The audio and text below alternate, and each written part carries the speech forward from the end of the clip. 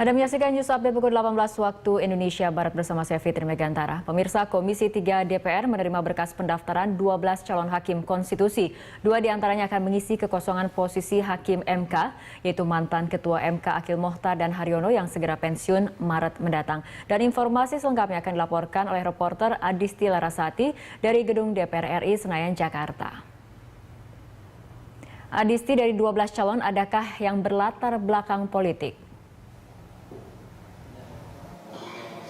Iya Fitri, dari 12 kandidat calon hakim konstitusi yang melapor atau juga mendaftar ke DPR, ada 8 calon hakim konstitusi yang berasal dari kalangan akademisi yang berprofesi sebagai dosen, 3 merupakan calon hakim konstitusi yang berlatar belakang praktisi, dan 1 calon hakim konstitusi yaitu Dimyati Natakusuma dengan latar belakang dari partai politik.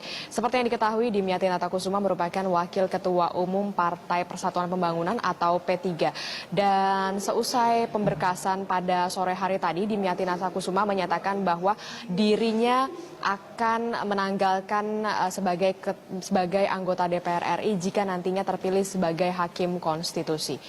Iya, Fitri. Ya, Disti, adakah kendala di tahap pemberkasan para calon hakim konstitusi ini? Ya, dalam tahapan pemberkasan dan juga pembuatan makalah yang dimulai pada hari ini pada pukul 2 siang dan berakhir pada pukul 4 sore tadi, ada beberapa kendala. Dari 12 calon hakim konstitusi yang terdaftar, hanya 11 calon hakim konstitusi yang melakukan pemberkasan dan juga pembuatan makalah pada hari ini. Sementara 1 calon hakim konstitusi yaitu Erman Syahjaya dinyatakan absen dan juga tidak hadir karena berada di luar kota. Dan menurut ketua pimpinan rapat yaitu Al Muzamil Yusuf menyatakan bahwa Erman Syahjaya dapat melakukan pemberkasan atau melengkapi pemberkasan dan juga pembuatan makalah pada esok pada pukul 1 siang pada hari esok. Iya. Hadisnya, setelah pemberkasan kemudian apa tahap selanjutnya?